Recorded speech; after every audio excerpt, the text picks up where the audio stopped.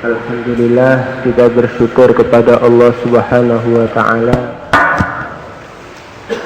pada kesempatan di siang hari ini, di sore hari ini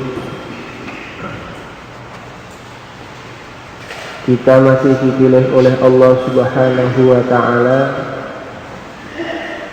untuk melaksanakan salah satu dari perintah Allah Subhanahu wa Ta'ala. Ini merupakan nikmat yang besar, di mana balasan dari apa yang kita kerjakan ini adalah nanti di akhirat. Satu tempat di mana di sana kehidupan kita tidak ada batasnya. Satu tempat apabila seseorang mendapatkan nikmat Allah Subhanahu wa Ta'ala, maka nikmat yang ada di sana itu kenikmatannya sangat jauh berbeda dengan kenikmatan yang apa dia terima ketika saat di dunia. Di dunia ada pisang, di surga pun ada pisang. Tapi pisang di surga dengan pisang dunia itu sangat jauh berbeda. Di dunia ada susu, di surga sana pun juga ada susu. Di dunia ada rumah, di surga pun ada rumah-rumah, bahkan istana-istana yang megah. Tetapi keadaan rumah, keadaan istana antara surga dengan dunia ini sangat jauh berbeda. Di dunia ini andaikan punya istana megah, belumlah ditemukan orang-orang yang memiliki istana yang batu batanya dari emas, yang lumpurnya itu dari ambar, dihiasi dengan zabarjat, yakut. Belum ada. Andaikan ada, langsung jadi masuk ke keajaiban dunia. Maka kalau kita dalam amalan ini hati kita memandang kepada akhirat, kita melihat istana-istana dunia, kemudian kita mendengar berita dalam Al-Quran dari sabda baginda Rasulullah SAW tentang berita istana-istana surga, maka kalau hati kita memang memandang dengan pandangan iman, kita akan mengerti betapa tidak pantasnya dunia ini bila dijadikan cita-cita. Kalau kita punya rumah megah gitu, rumah yang tiada tanding, tiada banding misalnya, kemudian di gerbang pintu masuk ke rumah megah kita, ke istana kita, ada gubuk reot yang bau tidak wangi, yang bangunannya itu sangat jelek sekali dibandingkan dengan rumah istana kita. Maka kita justru akan menganggap ini gubuk ini malah merusak, merusak apa yang menjadi pemandangan secara utuh dari istana kita. Begitulah juga apabila seseorang hati ini mulai bisa melihat, meyakini tentang negeri akhirat, tentang surga, maka kalau dirinya ingin bercita-cita dunia itu nanti merasa dunia ini dikhawatirkan oleh hatinya hanya memperburuk citra. Hatinya yang sudah pandangan kepada akhirat itu sangat besar sekali itu. Maka untuk mencapai ke arah itu, tahapan-tahapan kita lalui. Kita oleh Allah Subhanahu wa Ta'ala diperintahkan, ya ayyuhalladzina amanu aminu, wahai orang-orang yang beriman, ya kan? Tingkatkan keimanan kalian, tingkatkan keimanan kalian. Maka kualitas iman, ya kan? Bobot iman seseorang sebagaimana sabda Rasulullah SAW, yazidu wa yanqus, ya kan? Kualitas bobot iman seseorang itu bisa bertambah, bisa berkurang, ya kan? Bertambah dengan amalan-amalan ketaatan dan berkurang dengan mengerjakan kemaksiatan. Maka kita duduk di sini, ya kan? Buat satu amalan ketaatan ini kita hadirkan, ya kan? Kita laksanakan amalan ketaatan ini dengan penuh rasa keimanan. Imanan wahtisaban, sebagaimana kita sering dengar dari hadis puasa. Man shoma ramadhana imanan wahtisaban ghufira lahu ma taqaddama min dzambi. Motivasi untuk puasa Ramadan, begitu pula menghidupkan malam Ramadan. Man qoma ramadhana imanan wahtisaban ghufira lahu ma taqaddama min dzambi. Dari setiap amalan ini kita dasari atas keimanan, karena dengan mendasari setiap amalan dengan keimanan kita akan belajar ikhlas. Kalimat iman la ilaha illallah ini juga disebut dengan kalimat ikhlas. Semakin seseorang membawa kalimat ini dalam setiap aspek hidupnya, maka semakin terbentuk buah keikhlasan dalam hatinya. Selain iman kita juga ihtisab, ya kan? Mengharap pahala dari Allah Subhanahu wa Ta'ala. Karena itu termasuk bagian dari perwujudan iman kita. Kalau kita iman kepada Allah Subhanahu wa Ta'ala, kalau kita iman kepada kitabullah, kalau kita iman kepada utusan Allah, sebagaimana yang kita kaji dalam hadis kedua sebelumnya, maka termasuk refleksinya, gitu. Efeknya adalah setiap amalan, maka ketika ada iming-iming dari Allah, ketika ada janji-janji dalam kitabullah, ketika ada motivasi dari Rasulullah, maka hati kita tergerak untuk hal tersebut. Maka kita mulai ngaji kita sore ini dengan meluruskan niat kita semata-mata karena Allah, derek Kanjeng Nabi baginda Muhammad Rasulullah SAW, melaksanakan perintah Allah Subhanahu wa Ta'ala. Dalam hadis yang kedua kemarin, kita langsung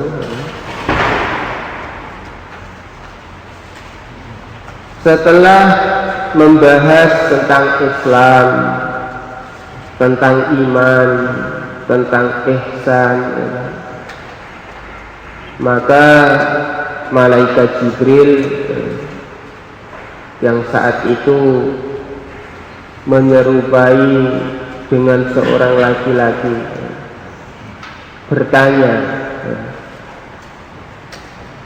ceritakan kepadaku kapan terjadinya hari kiamat. Maka sabda baginda Nabi Muhammad SAW, mal mas'ulu anha bi'a'lama minas sa'il. Yang ditanya sama tidak taunya dengan yang bertanya.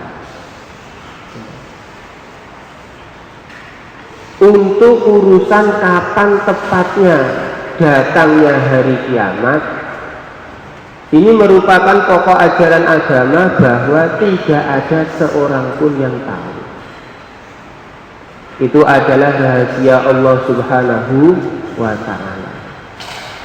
baginda Rasulullah sebagai makhluk yang paling dicintai oleh Allah, pimpinan para nabi, pimpinan para rasul, malaikat Jibril sebagai pimpinan para malaikat, makhluk gaib, sama-sama tidak tahu tentang kapan tepatnya terjadinya hari kiamat. Maka apa yang dibicarakan oleh orang itu hanya sebatas prediksi, hanya sebatas prediksi tentang kapan pastinya tepatnya datangnya hari kiamat. Ini sudah diajarkan oleh baginda Muhammad SAW dari tanya jawab bersama malaikat Jibril, bahwa baginda Muhammad, orang yang ditanya, sama tidak tahunya dengan yang bertanya, yaitu malaikat Jibril alaihi salam. Kemudian malaikat Jibril alaihi salam bertanya, kalau begitu ceritakan kepadaku tentang tanda-tandanya, tentang tanda-tandanya. Maka baginda Muhammad SAW dalam hadis kedua menceritakan dua tanda dekatnya hari kiamat. Tanda-tanda hari kiamat oleh para ulama terbagi dua, ada tanda-tanda besar, ada tanda-tanda kecil. Akan tetapi istilahnya kita mengkaji tanda-tanda itu sebetulnya motivasinya adalah persiapan kita sejauh mana untuk kepastian kita berangkat ke akhirat. Kiamat sendiri oleh para ulama diistilahkan dengan dua, ada kiamat kubro, ada kiamat sugro. Kiamat kubro adalah kehancuran dunia beserta segala isinya. Sedangkan kiamat sugro adalah kematian seseorang. Dunia dia sudah selesai, ganti berangkat ke negeri akhirat. Maka setiap tanda-tanda, baik tanda-tanda kiamat kubro ataupun tanda-tanda kiamat sugro, ini sebetulnya yang dikehendaki adalah persiapan diri kita. Karena tanda hidayah, iman mulai masuk ke dalam hati seseorang itu ada tiga. Yang pertama, at-tajafi anzaril ghurur. Hati itu mulai tidak tertarik dengan dunia. Dunia masa dicita-citakan, ya kan? Bangunan ya juga roboh, ya kan? Tidak ada yang awet.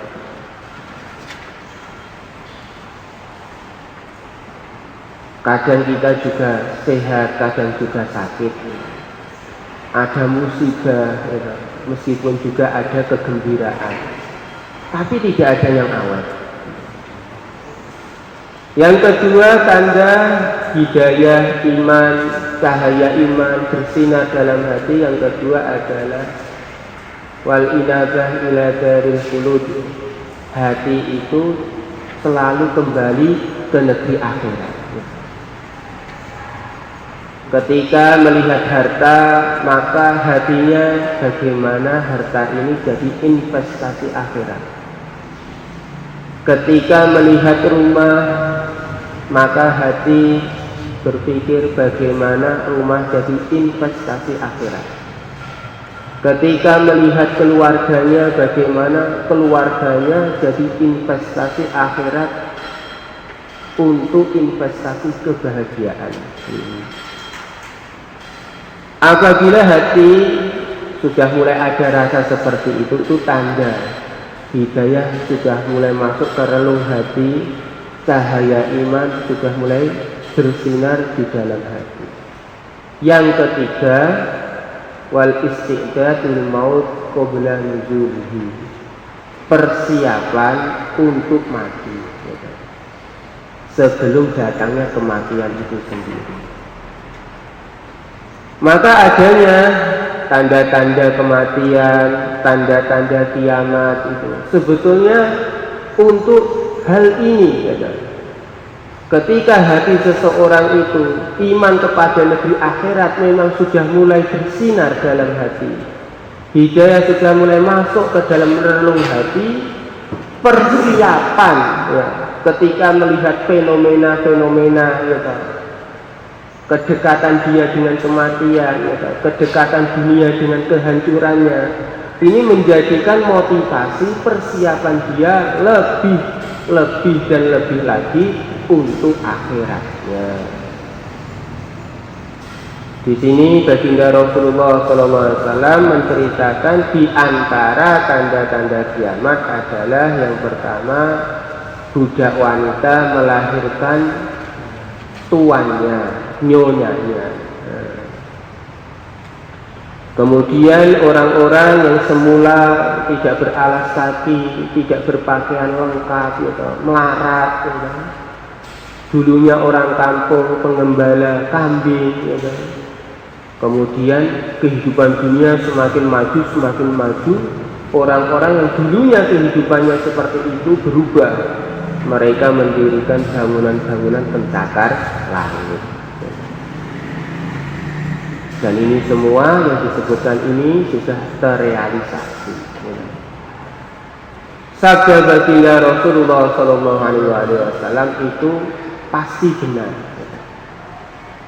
Kita sudah mengenal bahwa utusan Allah punya sifat siddiq. Apa yang disampaikan oleh utusan Allah pasti sesuai dengan realita yang ada. Kemudian setelah beberapa saat setelah itu, Sayyidina Umar sebagai perawi hadis ditanya oleh baginda Muhammad SAW, "Wahai Umar, kamu tahu siapa yang bertanya tentang pertanyaan-pertanyaan ini dan ini?" Maka Sayyidina Umar menjawab, "Allahu wa rasuluhu a'lam." Allah yang tahu, utusan Allah yang tahu. Maka baginda Muhammad SAW bersabda, "Fa innahu Jibril atakum yu'allimukum dinakum." Sesungguhnya laki-laki yang bertanya tentang Islam, tentang iman, tentang kiamat adalah Jibril. Termasuk pelajaran yang bisa kita ambil, beriman, yakin tentang adanya malaikat itu nggak mesti dituntut untuk lihat malaikat. Sayyidina Umar nggak kenal, nggak tahu ternyata orang yang bertanya kepada Rasulullah SAW itu adalah malaikat Jibril yang sudah menyerupai manusia. Tapi memang keimanan kepada malaikat memang tidak dituntut untuk sampai ke hal tersebut. Tetapi Sayyidina Umar, Masya Allah, kalau untuk urusan iman kepada malaikat, ya luar biasa. Orang yang paling utama setelah Sayyidina Abu Bakar As-Siddiq radhiyallahu ta'ala.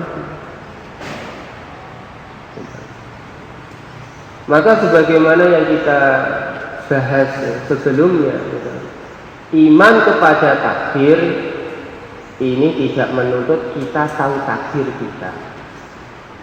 Iman kepada malaikat ini tidak menuntut kita untuk lihat malaikat. Iman kepada kitab suci Al-Quran yang menyebutkan bahwa ada makhluk yang namanya jin, ada makhluk yang namanya ini dan itu. Itu kita iman kepada kitabullah, tetapi tidak dituntut untuk melihat jin dan sebagainya.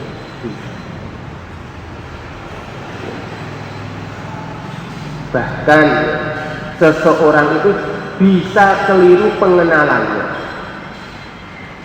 Sayyidina Umar bin Khattab radhiyallahu ta'ala anhu yang dikenal dengan julukan Al-Faruq, di mana dalam sabda baginda Rasulullah SAW beliau menyebutkan kelebihan Sayyidina Umar.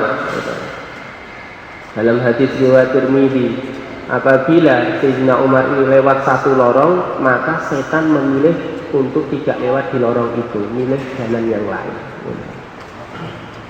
Wibawanya Sayyidina Umar itu sampai dikenal di kalangan makhluk-makhluk gaib.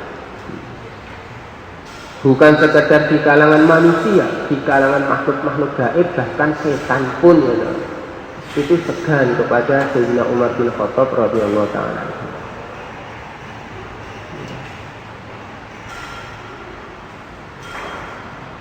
Akan tetapi sebagaimana ajaran agama,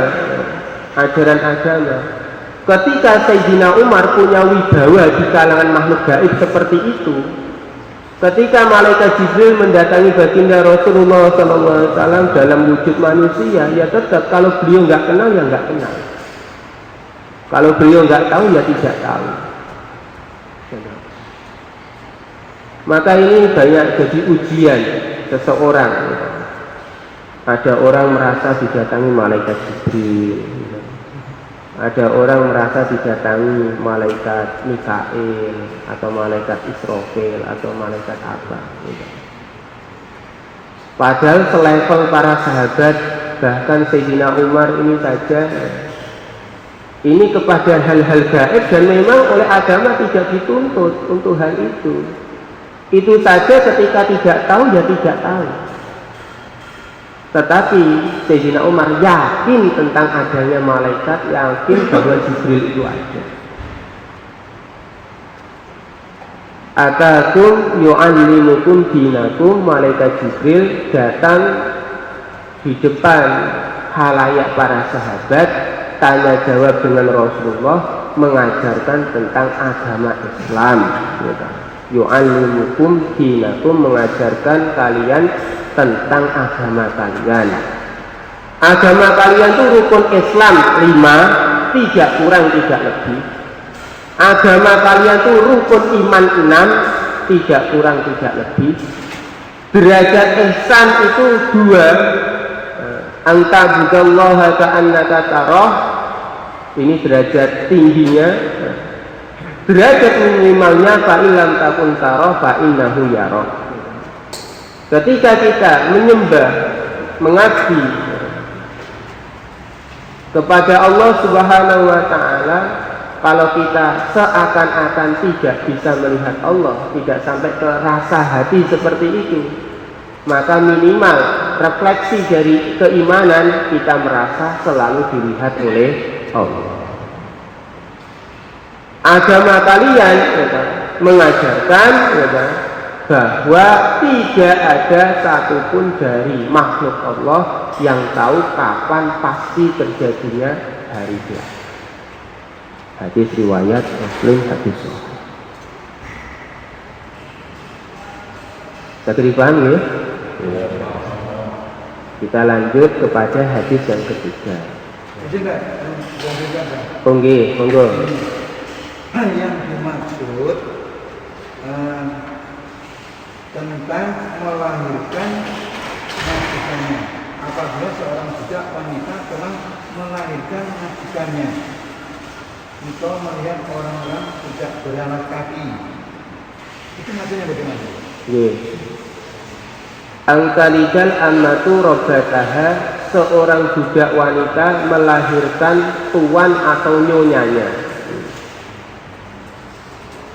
Dalam bahasa Arab ini ada 2 makna, ada makna hakiki, ada makna majazi. Begitu juga dalam bahasa Indonesia.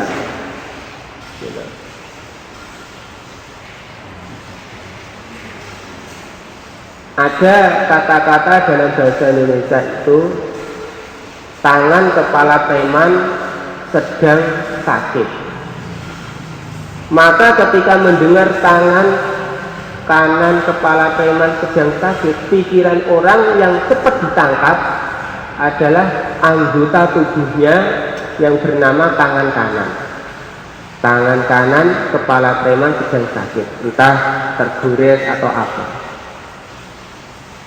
Apa yang cepat dipaham ini biasa disebut oleh makna hakiki, makna yang sebenarnya. Ada kalanya makna majazi.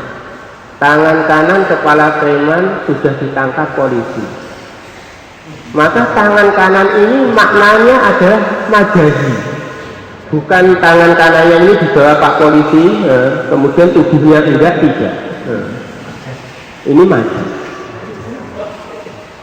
Dan ini diterima. Ini bukan satu kebohongan. Bahasa tangan kanan kepala preman ditangkap oleh polisi itu bukan satu kebohongan. Karena memang di setiap bahasa dikenal makna hakiki dan makna majaz itu. Bahkan dalam bahasa Arab. Maka para ulama menyikapi hadis ini makna hakiki.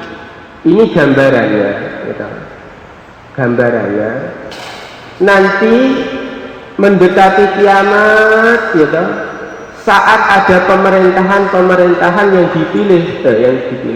dipimpin oleh seorang khalifah, maka banyak terjadi peperangan. Banyak terjadi peperangan. Maka dari peperangan ada istilah nanti tawanan. Tawanan itu terdiri dari anak-anak dan wanita.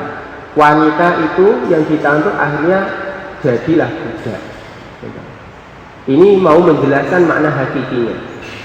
Berarti status tawanan wanita ini menjadi seorang budak. Nah, dalam Islam,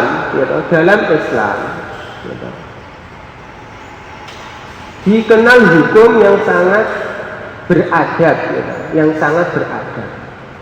Apabila budak wanita ini dimiliki oleh majikan yang Islam, maka pertama, ketika sang majikan menyalurkan hasrat biologisnya kepada sang budak, terjadi pembuahan dan melahirkan keturunan dari sang majikan, maka budak wanita ini apabila sang majikan mati nanti merdeka.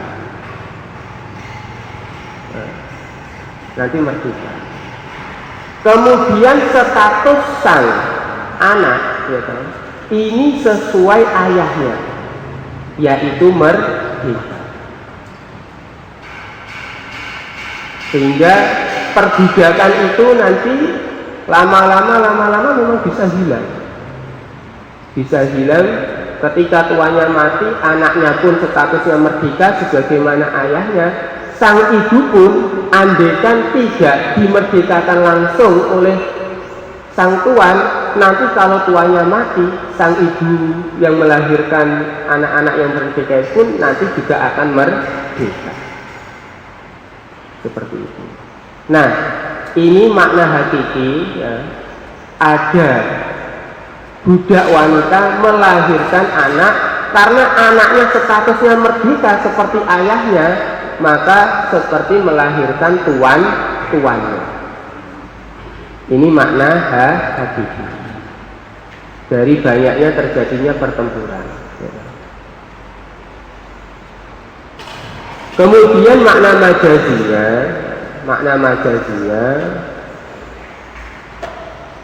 ini majaz dari keadaan zaman yang sudah rusak, sehingga anak-anak memperbudak orang tuanya. Orang tua diperbudak oleh anak-anaknya. Jadi orang tua itu dikiaskan dengan ibunya yang diperlakukan sebagaimana amat budak, sedangkan posisi anak itu sebagaimana robataha tuan. Jadi keadaan zaman yang semakin berat, moralitas semakin terkikis, semakin menipis, sehingga banyak terjadi perlakuan anak-anak memperlakukan orang tua seperti tuan memperlakukan budak. Seperti itu. Dan itu pun sudah real, sudah nyata. Kemudian angkaron sufatal urotal alata. Ini langsung bisa disaksikan, gitu. Ini langsung bisa disaksikan. Berkesinambungan, berhubungan dengan tanda-tanda kiamat yang lain. Nanti mendekati kiamat, dunia ini semakin diobral. Termasuk contohnya nanti ketika sungai Eufrat itu semakin mengering, nanti muncul gunung emas. Memang semakin mendekati kiamat itu dunia itu semakin diobral, semakin diobral, sehingga perekonomian itu levelnya itu meningkat secara umum. Secara umum. Dulu di Indonesia ini, masya Allah, gitu. Zaman setelah kerajaan, zaman penjajahan, kemudian kemerdekaan awal-awal, gitu, belum ada bangunan-bangunan, gedung-gedung tinggi pencakar langit itu belum ada. Dulu orang-orang Indonesia ya penggembala kambing. Ini contoh saja. Sebenarnya bukan di Indonesia saja, di Arab, di Qatar, begitu juga sama. Dulu nenek moyang kita itu apa kok ya? Penggembala kambing, penggembala sapi. Kalau di Arab ya penggembala unta. Gitu. Kemudian zaman semakin kini, ya, perekonomian semakin meningkat. Teknologi semakin berkembang.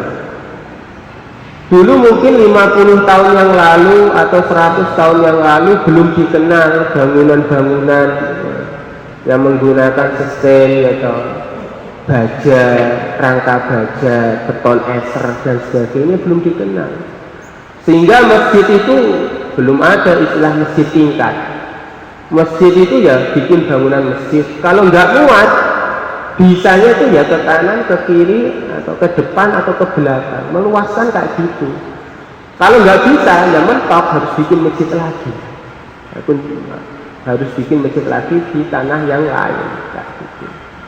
Teknologinya nggak sampai ke situ. Tapi ya, orang-orang yang dulu ya, itu ibaratnya nggak punya alas kaki, meningkat pakai sepatu.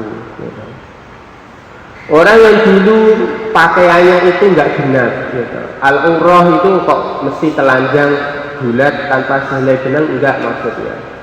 Pakaiannya itu cuma untuk menutupi yang inti saja, aurat yang inti. Gitu. Kehidupannya memang miskin, gitu. Membaik, bajunya jadi bagus, semakin bagus. Gitu. Al-alata yang memang orang-orang yang nggak punya. Orang fakir, orang-orang nggak punya. Kemudian orang-orang itu, gitu, karena dunia pun juga diobral, maka orang-orang itu lama perekonomiannya meningkat, akhirnya bikinlah rumah-rumah pencakar langit. Yataqawwaluna fil bunyan, mereka tinggi-tinggian dalam bangunan seperti itu. Sakit di samping ya? Iya. Wonten malih? Nggih. Nggih. Kalau dalam satu keluarga itu kaya, Nggih. orang tuanya kaya, anak jadi raja. Nggih. Kalau anak kaya, orang tua jadi budak, bisa semakna dengan budak melahirkan tuanya itu tidak? Bisa, itu bisa. Kan tadi sudah disampaikan, angkalidal amatu robataha, ada makna hakiki, ada makna majazi. Makna majazinya perlakuan anak kepada orang tua seperti perlakuan tuan kepada budak. Gitu. Nah, tanda-tanda kiamat ini, kacamatanya kok mesti istilahnya, nah sudah disabdakan Rasulullah mesti terjadi. Kalau gitu, ya kalau pasti terjadi ya kita terima saja. Kalau sikapnya, kalau tanda ini sebagai motivasi bahwa dunia itu memang sudah semakin mendekati kehancurannya. Tanda-tanda kiamat itu motivasi untuk hal itu. Kalau sikap kita menyikapi tanda-tanda kiamat, bagaimana? Mendekatkan diri kepada Allah, laksanakan perintah Allah, jauhi larangan Allah. Ketika pendidikan di rumah kita mengarah kepada ketidaksopanan anak kepada orang tua, hendaknya kita alihkan pendidikan mendekatkan diri kepada Allah sesuai tuntunan ajaran agama, anak berbuat sopan santun kepada orang tua. Seperti itu. Seperti itu. Kalau memang adanya misal anak memperlakukan orang tuanya sebagaimana memperlakukan budak, ini memang sudah disabdakan baginda Rasulullah SAW. Nah, terus sikap kita bagaimana? Nah, sikap kita tetap sebagaimana yang kita kaji sebelumnya. Sikap kita seorang hamba melaksanakan perintah, menjauhi larangan. Kita tetap yakin sabda Rasulullah pasti terjadi, realita pasti wujud. Tetapi menghadapi ketika realita itu wujud, kita ada perintah, kita ada larangan. Maka kalau realita itu wujud, maka kita menjaga keluarga kita membentengi keluarga kita dengan tarbiyah pendidikan kepada anak sesuai pendidikan seperti itu. Sebetulnya andaikan anak kaya, orang tuanya tidak kaya, itu pun tidak memastikan sikap anak kepada orang tua seperti sikap tuan kepada budaknya. Ketika sang anak itu paham agama, tidak akan. Meskipun seorang anak itu kaya sekali atau pangkatnya tinggi sekali gitu, secara zahir, secara pandangan manusia gitu, itu kok serta-merta menjadikan sikap-sikap mereka kepada orang tua seperti sikap-sikap kepada budak, tuan kepada budak, ya tidak mesti gitu. Ada orang-orang yang dijaga oleh Allah tetap dalam pelaksanaan aturan-aturan Allah itu tetap ada. Tetapi realita tanda-tanda kiamat ini mesti akan wujud. Maksudnya sebagai motivasi kita persiapan ke negeri, berangkat ke negeri akhirat itu harus semakin lagi semakin ditambahi lagi. Seperti itu. Oke. Wonten malih? Nggih, lanjut nggih. Al-hadits tsalitsu an Abi Abdurrahman Abdullah bin Umar bin Al-Khattab radhiyallahu ta'ala anhuma qala sami'tu Rasulullah sallallahu alaihi wa alihi wa sallam yaqul buniyal Islamu ala khamsin syahadati an la ilaha illallah wa anna Muhammadar Rasulullah wa iqamis shalah wa ita'iz zakah wa hajjil bait wa shaumi Ramadan rawahul Bukhari wa Muslim. Dari Abi Abdurrahman Abdullah bin Umar bin Al-Khattab, perawi hadisnya adalah putranya Sayyidina Umar yang bernama Abdullah, yang biasa dikenal dengan Ibnu Umar radhiyallahu ta'ala anhuma. Qala, Ibnu Umar berkata, sami'tu Rasulullah sallallahu alaihi wa alihi wasallam yaqul, saya mendengar baginda Rasulullah sallallahu alaihi wa alihi wasallam bersabda, buniyal Islamu ala khamsin, Islam dibangun atas 5 hal. Syahadati an la ilaha illallah wa anna Muhammadar Rasulullah. Yang pertama bersaksi bahwa sesungguhnya tidak ada sesembahan yang hak disembah kecuali hanya Allah, dan bersaksi sesungguhnya Muhammad adalah utusan Allah. Wa iqamis shalah, yang kedua mendirikan salat. Wa ita'iz zakah, yang ketiga menunaikan zakat. Wa hajjil bait, yang keempat haji ke Baitullah. Wa shaumi Ramadan, dan yang kelima adalah puasa di bulan Ramadan. Rawahul Bukhari wa Muslim. Hadis tersebut diriwayatkan oleh Imam Al-Bukhari dan Imam Muslim. Pada hadis yang ketiga ini, baginda Rasulullah SAW mengajarkan kita tentang rukun-rukun Islam. Pada hadis yang kedua telah disinggung. Pada hadis ini disinggung kembali. Hanya saja dalam tekstualnya memang dijumpai ada perbedaan urutan. Syahadat, kalau hadis ketiga ini syahadat, sholat, zakat, haji, kemudian yang kelima puasa. Sedangkan tekstual pada hadis kedua syahadat, sholat, zakat, puasa, dan yang kelima haji. Ini tidak masalah. Ini tidak masalah.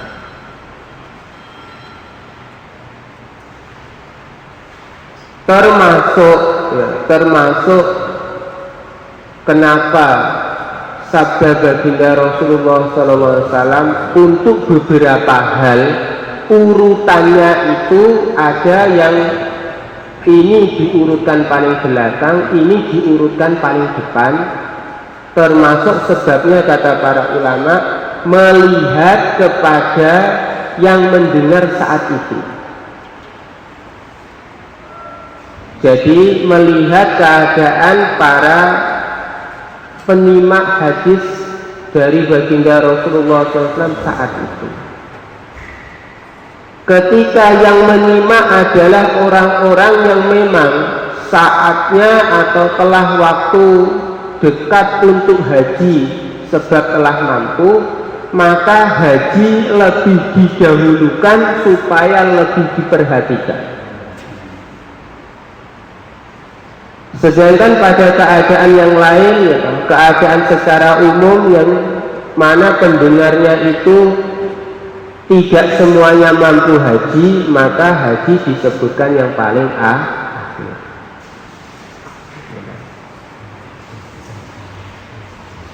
Disebutkan yang paling akhir. Ini salah satu sebab kenapa terkadang urutan itu penyebutannya tidak sama. Sebagaimana kalau kita membaca hadis-hadis baginda Rasulullah SAW, terkadang baginda Muhammad SAW di satu saat bersabda keutamaan sholat berjamaah daripada sholat tidak berjamaah itu 25. Sedangkan di hadis yang lain 27.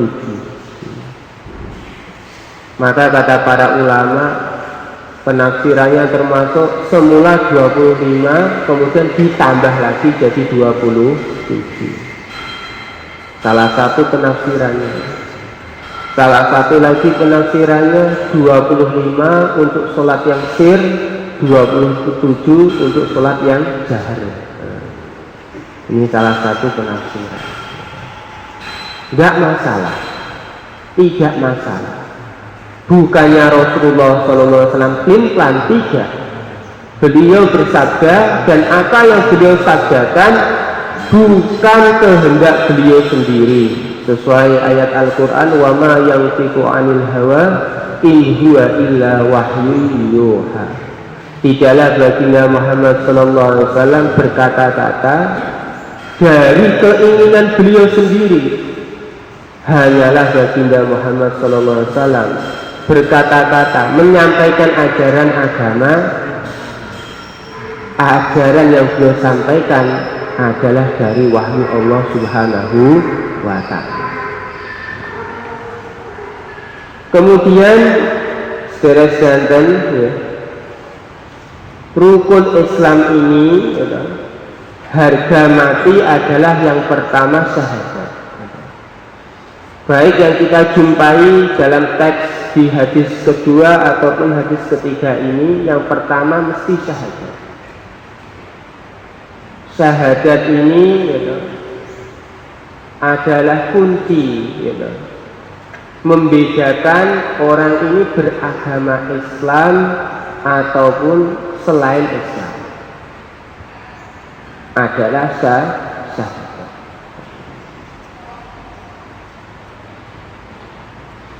Maka syahadat ini harga mati bila seseorang ingin masuk kepada bangunan Islam. Kuncinya adalah syahadat asyhadu an la ilaha illallah wa asyhadu anna muhammadar rasulullah. Komplit. Dua. Gitu. Bersaksi tidak ada sesembahan yang hak disembah kecuali hanya Allah. Menafikan seluruh sesembahan yang ada.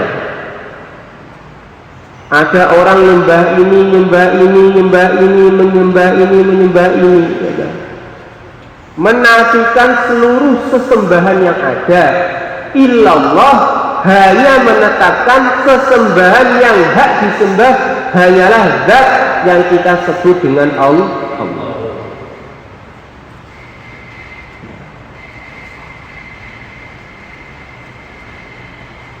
Ini yang pertama. Yang kedua, syahadat wa anna Muhammadar Rasulullah. Baginda Muhammad sallallahu alaihi wasallam adalah utusan Allah. Risalah baginda Muhammad sallallahu alaihi wasallam adalah kunci kesuksesan. Gak ikut risalah beliau celaka, ikut risalah beliau selamat, sukses kehidupan. Tidak bisa dipisah. Aku iki kawulane Gusti Allah. Ananging kalau diajak derek Kanjeng Nabi nggak mau. Oh, bukan. Kunci Islam itu kok hanya la ilaha illallah saja, tidak. Pakai Muhammadur Rasulullah. Maka sholat yang Muhammadur Rasul sesuai risalah baginda Muhammad sallallahu alaihi wasallam.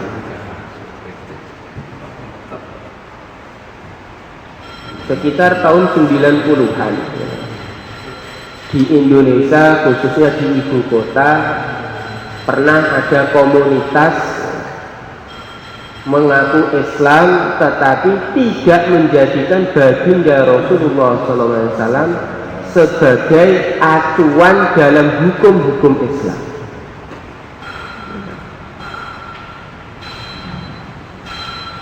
Sabda-sabda Nabi bukan dasar hukum-hukum Islam. Perbuatan-perbuatan Nabi bukan dasar hukum Islam. Sehingga mereka sholat ala mereka. Kadang pakai celana pendek, kadang bajunya sekenanya dan sebagainya.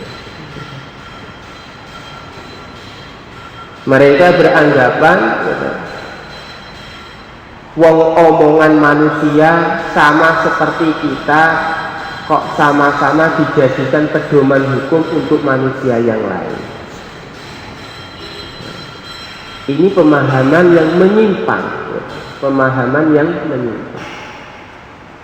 Baginda Rasulullah Shallallahu Alaihi Wasallam itu memang manusia, tetapi bukan manusia biasa seperti kita. Beliau itu utusan Allah. Kalau kita ikut beliau sukses, kalau kita menentang beliau hancur. Nilainya nggak seperti manusia seperti kita. Kalau ada orang bermusuhan dengan saya, kok pasti orang ini hancur? Tidak. Tetapi kalau orang bermusuhan dengan baginda Rasulullah SAW, pasti hancur. Harga mati. Kalau orang senang dengan saya, belum tentu dia sukses kehidupan dunia sampai akhiratnya. Tapi kalau orang senang dengan baginda Muhammad, ikut ajaran baginda Muhammad, pasti sukses dunia sampai akhir.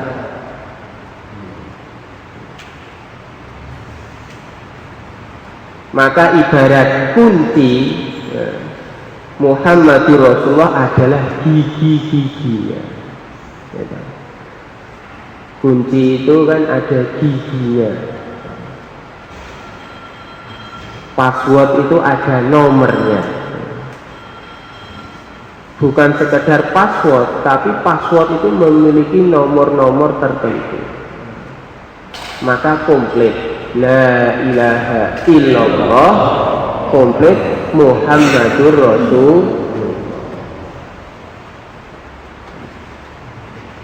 Maka la ilaha illallah ini urusan hati, lebih dominannya seperti itu. Urusan hati kita. Urusan lahir kita yang lebih dominan adalah Muhammadur Rasul. Maka secara dohir kita semakin mirip dengan ajaran, dengan risalah baginda Muhammad SAW, berarti semakin dekat dengan kesuksesan. Tetapi ingat, komplit dohir batin. Batin kita tunduk menyembah kepada Allah Subhanahu wa Ta'ala. Dari ketundukan itu terpancarlah dohir yang sesuai yang dikehendaki oleh Allah, yaitu penghambaan yang sempurna kepada Allah. Siapakah imamnya para hamba? Adalah baginda Muhammad Sallallahu Alaihi Wasallam. Sehingga apabila dohir semakin mirip dengan ajaran baginda Muhammad, berarti dohir ini semakin mirip yang dikehendaki, bahwa tidaklah aku ciptakan jin dan manusia kecuali untuk menyembah Allah Subhanahu wa Ta'ala, menyembah diriku Allah Subhanahu wa Ta'ala. Penyembahan, penghambaan yang sempurna itu sudah dicontohkan oleh baginda Muhammad Sallallahu Alaihi Wasallam. Semakin kita sempurna mengikuti baginda Muhammad, semakin sempurna penghambaan kita kepada Allah Subhanahu wa Ta'ala.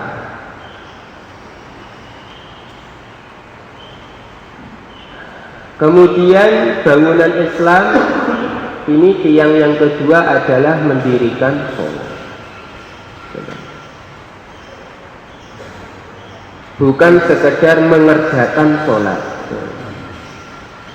Mendirikan sholat, pengertiannya, tafsirnya, penjelasannya yang disampaikan oleh para ulama adalah menunaikan sholat dengan seluruh ketentuan-ketentuan, baik yang fardu ataupun yang sunnah, beserta menjaga adab-adabnya.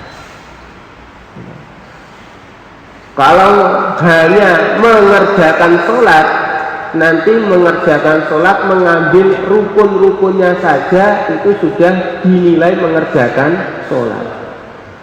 Tetapi yang dikehendaki dari Islam adalah mendirikan sholat.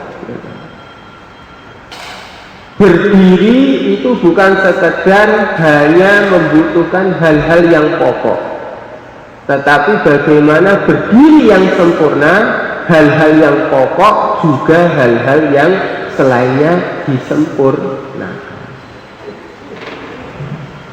Kemudian yang ketiga, tiang Islam adalah membayar zakat. Yang keempat, haji ke Baitullah. Yang kelima, puasa di bulan Ramadan. Ini 5 hal ini bagi orang yang beragama Islam sudah semestinya harus tahu. kewajiban kepada 5 hal ini. Mengaku tidak tahu setelah hidup lama dalam agama Islam, maka pengakuan tidak tahunya tidak dianggap uzur, tidak bisa dianggap alasan, sehingga ada konsekuensi-konsekuensi yang harus ditunaikan. Kemudian ini dari 5 rukun ini yang berkenaan dengan diri kita, amalan yang berkaitan dengan diri itu ada syahadat, ada sholat. Kalau zakat ini berkaitan dengan harta. Kemudian ada haji. Haji ini gabungan antara amalan diri dan amalan harta. Kemudian ada puasa bulan Ramadan. Yang termasuk harus kita ketahui, amalan diri ini selalu nanti kalau kita belajar ada rukun, ada yang membatalkan. Sholat itu amalan diri, gitu. Itu ada rukun-rukunnya, ada yang membatalkan. Kemudian puasa, ada rukun-rukunnya, ada yang membatalkan puasa. Termasuk syahadat, ini pun ada sesuatu yang membatalkan syahadat. Yang membatalkan syahadat, yang menyebabkan syahadat seseorang itu batal, itu terbagi 3. Ada amalan hati, ada amalan ucapan, ada amalan perbuatan. Contoh amalan hati, ragu adanya malaikat. Ini nanti akan membatalkan syahadat. Ragu tentang kebenaran sabda baginda Rasulullah SAW.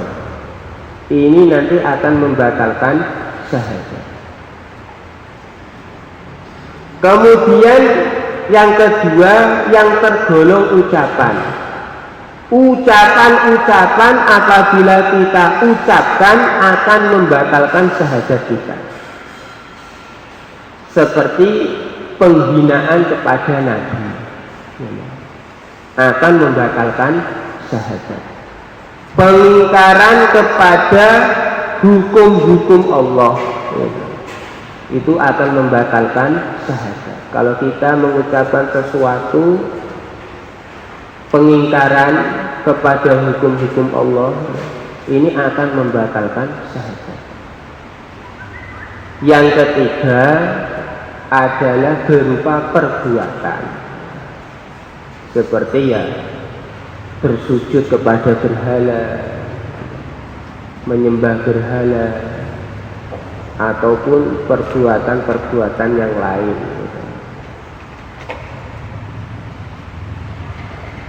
Maka hendaknya kita hati-hati.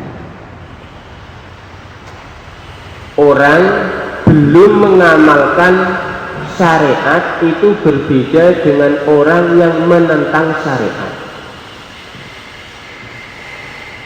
Sebagaimana yang sudah kita kaji sebelumnya, orang belum mengamalkan syariat ini, belum mengamalkan syariat ini berbeda dengan orang yang menentang kepada aturan syariat ini, menentang kepada aturan syariat ini. Sholat termasuk syariat Islam. Orang yang belum melaksanakan sholat itu berbeda dengan orang yang menentang kewajiban sholat. Belum melaksanakan sholat tidak serta-merta menjadikan batalnya syahadat. Tetapi menentang kewajiban sholat itu menjadikan batalnya syahadat. Orang belum melaksanakan puasa Ramadan puasa Ramadan termasuk syariat, ini tidak serta-merta membatalkan syahadatnya. Tetapi kalau orang menentang kewajiban puasa Ramadan, melecehkan syariat, kewajiban puasa Ramadan atas orang-orang Islam, ini menjadikan batalnya syahadat. Maka di zaman akhir, zaman mendekati kiamat, ini hendaknya diwaspadai. Karena baginda Muhammad Shallallahu Alaihi Wasallam juga bersabda tentang dekatnya kiamat, nanti umat ini akan mengalami satu zaman di mana zaman itu seperti potongan malam, gelap gulita.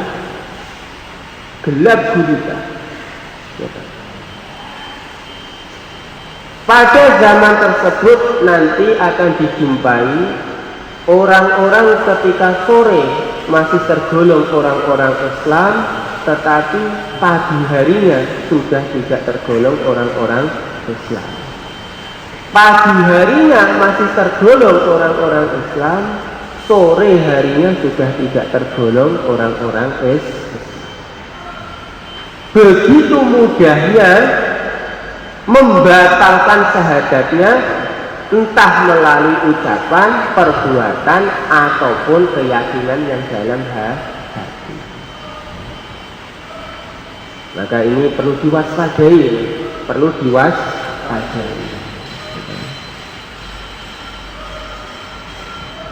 Jadi jangan santai. Diwaspadai oleh siapa? Oleh diri kita, keluarga kita, termasuk anak-anak kita, ya kan?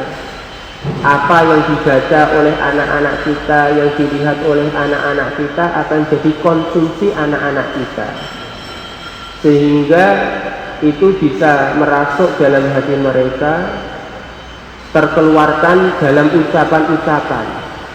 Kalau yang dikonsumsi itu perkara-perkara yang bisa membatalkan iman, kemudian anak-anak kita meniru ucapan-ucapan tersebut, maka ucapan-ucapan tersebut juga akan bisa membatalkan iman, membatalkan Islam.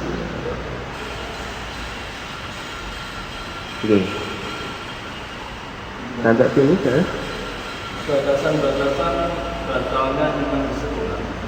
Oke. Itu kadang-kadang ada yang memberikan peringatan untuk kami. Ketika saya mengucapkan kalimat yang itu dianggap sebagai itu termasuk mengarah kepada pembatalan. Misalnya, iya. Siapa yang menyembuhkan anakmu? Iya. Nah, saya katakan itu dokter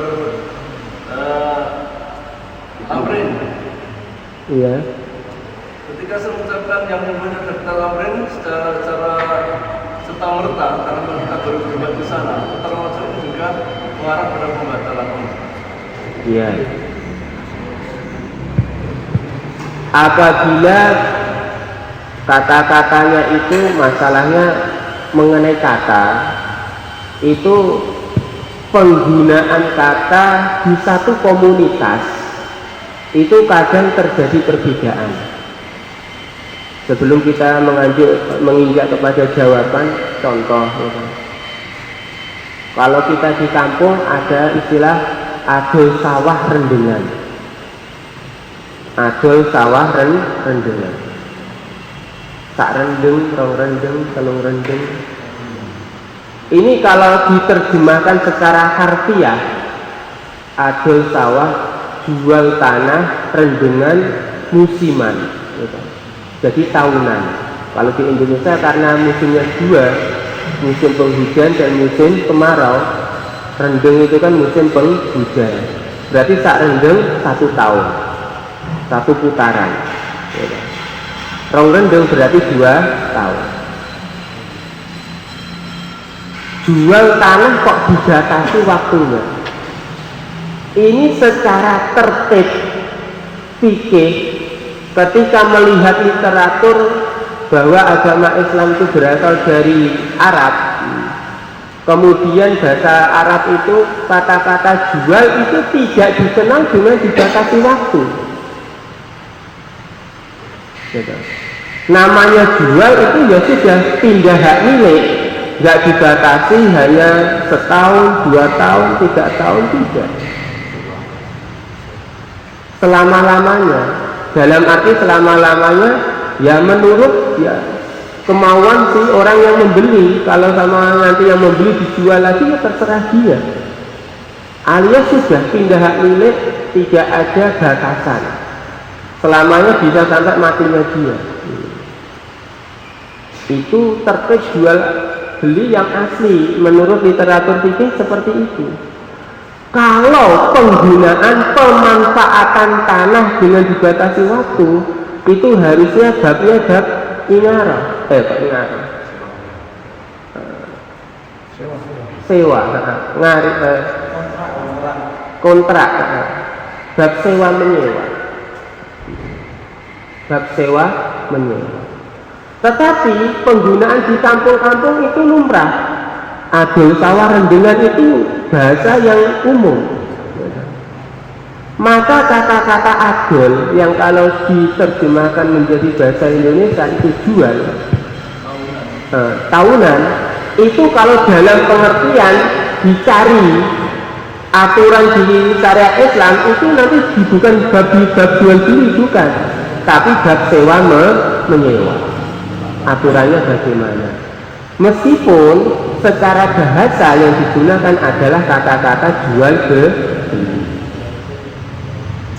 Berkaitan dengan bahasa, maka ada bahasa majas, ada bahasa hakiki. Ada bahasa majas, ada bahasa hakiki. Kalau orang mengatakan, kamu kok bisa sampai sini? Iya, tadi saya diantar oleh Pak Sabar. Ini secara bahasa majas dalam pandangan tauhid. Dalam pandangan tauhid ini bahasa majas. Kalau bahasa hakikat yang kok kamu bisa sampai sini, dihantar oleh Allah Subhanahu wa Ta'ala. Ini bahasa hakikatnya tauhid.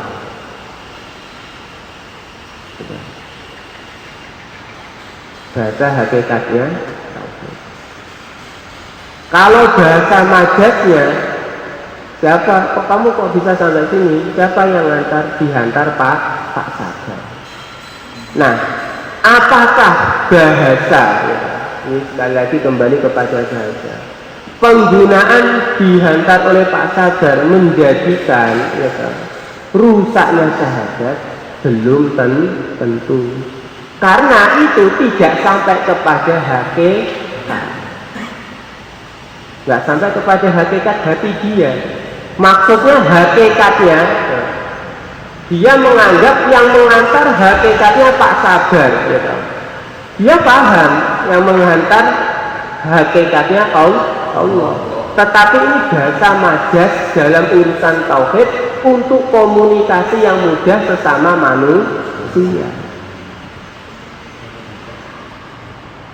Dia tidak menggunakan bahasa hakikat untuk urusan tauhid, tetapi menggunakan bahasa majas. Karena tidak menggunakan bahasa hakikat berarti juga tidak merusak hakikat tauhid.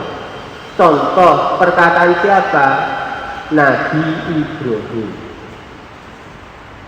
Ketika Nabi Ibrahim dieksekusi karena tertuduh kaumnya ini yang suka menjelek-jelekkan berhala ini, Ibrahim, Namrud dilapori seperti itu, akhirnya dieksekusi, dibawa maksudnya. Kemudian ditanya, Ibrahim, ini berhala-berhala ini hancur semua kayak gini, ini perbuatanmu? Jawab Nabi Ibrahim, bal fa'alahu kabiruhum hadza fas'aluhu in kanu yang jujur. Yang mengerjakan tuh yang paling besar. Tapi ini bukan bahasa hakikat gitu. Nabi Ibrahim ini Masya Allah tauhid luar biasa seorang nabi gitu. Ini bahasa majas itu tadi. Bal fa'alahu kabirum hadza, itu sengaja Nabi Ibrahim menyisakan yang paling besar, tampaknya dikalungkan di berhala paling besar. Dan Nabi Ibrahim enggak bohong. Kalau kita tahu susunan dari kalimat ini secara sempurna. Susunannya bal fa'alahu kabirum hadza fas'aluhu in kanu yang tukun. Yang mengerjakan penghancuran berhala adalah berhala yang paling besar. Tanyalah kalian semua kepada dirinya, ingkanu yang pikun apabila berhala-berhala semua ini bisa bicara. Dari susunan ini susunan ketinggian bahasa. Nanti orang menangkap, ya, kalau berhala itu bisa bicara, maka bisa berbuat. Kalau bisa berbuat, maka bisa yang besar ini berkemungkinan yang menghancurkan teman-teman. Tapi susunannya memang dibikin seperti itu. Maka ketika EQ seseorang, kecerdasan seseorang tentang bahasa nggak sampai ke situ, akhirnya pikirannya ya yang sederhana. Berhala kok bisa bicara, kan bisa. Tapi setidaknya dengan punya pikiran berhala kok bisa bicara, itu Nabi Ibrahim ingin mengajak kaumnya kepada pengenalan kepada Tuhan yang hakiki. Yang kamu sembah itu loh, bicara aja nggak bisa, apalagi berbuat ini dan itu. Apalagi membuat kamu sembuh, membuat kamu ini sangat jauh sekali. Bicara aja nggak bisa. Seperti itu. Sehingga strata kecerdasan yang minimal pun bisa menangkap. Seperti kita dulu diceritai Romonya Uzairon bepergian sama putra beliau, saya lupa yang Gus Yusuf atau siapa. Ketika melewati pelem itu, Romo Uzairon bilang, patung kuwi, di pelem sana kan ada patung sawo bambu runcing itu. Patung kuwi nek ngelak ngombe banyu kalen kidule. Patung itu kalau haus minum air sungai yang ada di selatannya itu. Maka putranya pertama itu kaget. Masa ayah kayak gitu? Kemudian direnungi. Oh iya, nek patung itu kalau haus. Sedangkan patung itu tidak haus. Maka yang nggak minum. Ya semula ketika orang itu sekilas mendengarkan ya patung itu kalau haus ya minum air sungai selatannya itu langsung masa kayak gitu. Tapi kalau direnungi ya nek haus, kalau haus lah patung nggak disifati dengan haus. Yang sifatnya haus itu ya benda-benda hidup ini kayak manusia, kayak hewan dan sebagainya. Maka ini bukan omongan bohong, bukan. Tetapi karena susunannya seperti itu, tingkat bahasanya seperti itu, kadang ada yang menangkap, ada yang tidak. Maka kembali kepada bahasa itu tadi, baginda Nabi Ibrahim sendiri ada menggunakan bahasa-bahasa seperti itu. Gitu. Tapi itu secara maka kalau majas ini hukumnya tidak sampai membatalkan syahadat. Tapi kalau memang dia menghendaki yang menghantarkan ya pak sabar gitu. Maksudnya apa? Yang menetapkan syahadatan ke sini bukan takdir Allah gitu. Tetapi ini yang membuat adalah pak sabar. andaikan tidak ada Pak Sabar, saya tidak akan sampai di sini. Nah, kalau sudah mengarah kepada hakikat, ini nanti bisa mengarah kepada pembatalan syahadat. Seperti itu. Banyak orang, contohnya begini, ada orang bawa rumah sakit, kemudian, waduh, terlambat yang ke oksigen, jatuhnya gak mati. Padahal kematian itu kan sudah dipastikan.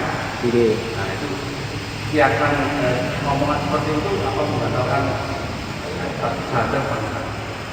Kalau dia mengucapkan lau, ini kan sesuai sabda baginda Rasulullah SAW, ada lau yang kalau diterjemahkan ke bahasa Indonesia itu andaikan. Itu menjadi pintu setan menciptakan keraguan di hati manusia. Kalau ucapan lau itu menjadikan keraguan kepada takdir, kan tadi sudah disampaikan, rukun iman ini nggak boleh ragu. Kok menjadikan keraguan kepada takdir, maka membatalkan syahadat.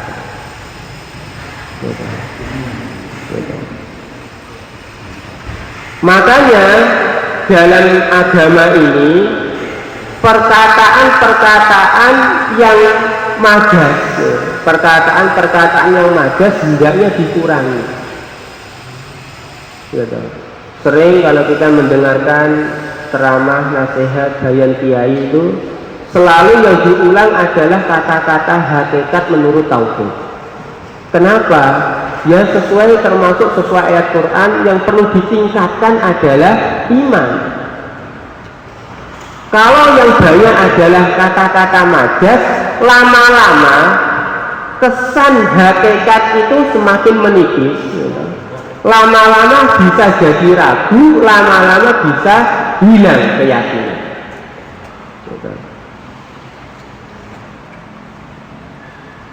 Orang itu kalau punya tauhid ya kan, istilahnya gak kerja terus stres gantung diri, itu jauh dari orang-orang yang bertauhid.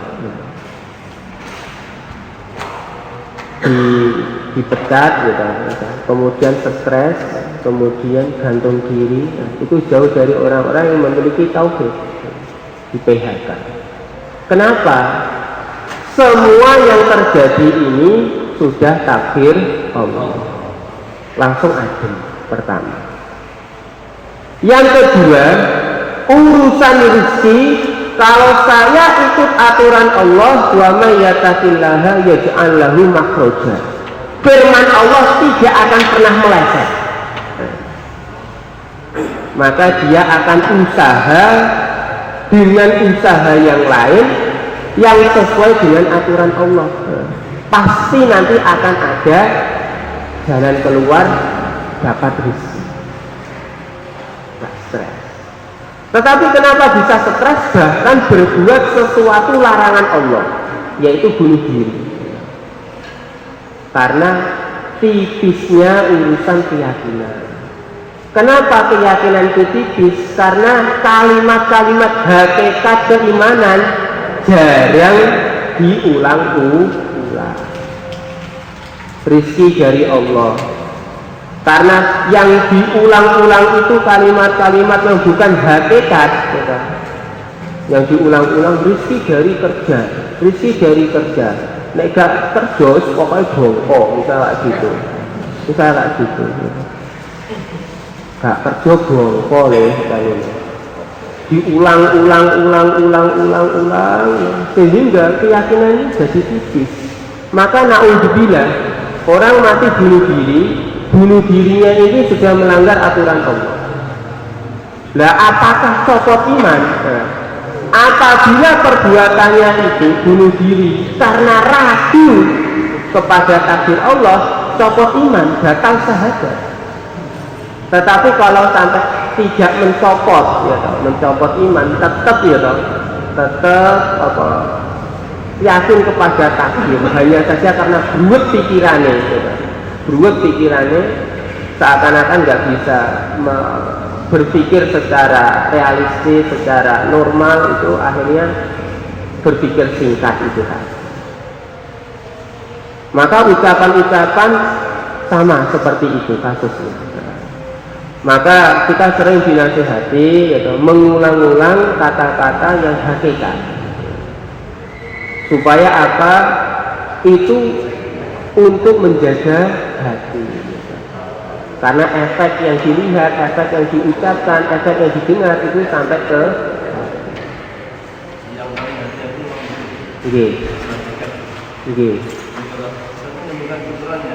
Allah Subhanahu wa ta'ala. Minta obat kepada siapa? Dokter biasa kan. Karena bahasa-bahasa majas itu digunakan bukan sekedar oleh manusia biasa, digunakan oleh para anbiya juga. Tetapi yaitu kadar hakikat dengan kadar majas itu sesuai ajaran agama yang ditingkatkan adalah kadar hakikat untuk cakupan tauhid. Ini pembahasan tauhid itu seperti itu. Tapi kan akhirnya jadi nggak nyambung ketika pembahasannya bukan tauhid, tetapi bahasanya komunikasi, gitu. Komunikasi antar manusia, gitu. Ketika seseorang itu bahasanya komunikasi, ketika ditanya kok sampai di sini tadi yang antar siapa? Yang mudah dicerna adalah ya bahasa manusia, yang antar Pak Sabar. Kita gitu. Tapi ini cuma sekedar majas kalau dalam ranah tauhid, gitu. Tergantung konteksnya. Makanya ada sebagian orang, gitu, yang keliru memahami, gitu. Bahkan seingat saya sudah terjadi di zaman Sayyidina Umar bin Khattab radhiyallahu ta'ala. Ada orang melanggar aturan agama, minum minuman keras. Karena ini melanggar di tempat umum, akan dihukum. Dia berkhilaf, saya ini kan seperti ini kan takdir Allah. Ya, seakan-akan ini bahasa hakikat. Maka dijawab oleh Sayyidina Umar, saya menghukum kamu juga takdir Allah. Ini bicara hakikat, ya. Secara bahasa komunikasi manusia sebetulnya dipahami, dia itu mau punya alasan supaya lepas dari hukuman. Itu pun dipahami oleh Sayyidina Umar. Tetapi karena dia menggunakan bahasa hakikat, Sayyidina Umar pun menjawab juga dengan hakikat. Dia ketika mengatakan saya berbuat seperti ini takdir Allah, maka Sayyidina Umar juga menjawab saya menghukum kamu ini juga takdir Allah. Malah hukumannya ditambah. Karena apa? Dia telah menyelewengkan amanah hakikat. Kata-kata hakikat itu kata-kata ketaatan, tapi mau diselewengkan oleh orang tersebut digunakan untuk alasan kemaksiatan, ditambah malahan hukumannya. Ini orang punya benih-benih mengajarkan, gitu, ajaran-ajaran agama digunakan sebagai alasan-alasan pelanggaran agama. Ini bahaya kan gitu. Akhirnya malah ditambah hukuman. Makanya bahasanya sebetulnya Sayyidina Umar kan ya sering kalau menghakimi seorang, siapa saksinya ini, misalnya saksinya si fulan, benar ini melaksanakan ini, ya dan sebagainya. Ini bahasa komunikasi, gitu. Bahasa komunikasi tentang alam manusia ini seperti ini. Nanti kalau sudah pembahasan hakikat, gitu. Kenapa ini seperti ya semua Allah Subhanahu wa ta'ala seperti itu. Kita dipahami, ya? Ada konteksnya, tetapi secara umum dalam kehidupan kita hendaknya yang diperbanyak adalah mudzakarah, pembicaraan tentang bahasa hakikat untuk menjaga iman. Sama ya? Mugi-mugi wonten faedahipun asbab Allah turunaken hidayah, terbukaipun sedaya kesainan, terbukaipun sedaya keawanan kangge diri kita, keluarga kita, keturunan kita, sedherek kita, kerabat kita, kangge kita, ahli kampung kita, umat seluruh alam. Kita tutup dengan doa kifaratul majlis. Subhanallah walhamdulillah, subhanallah walhamdulillah. Assalamualaikum warahmatullahi wabarakatuh.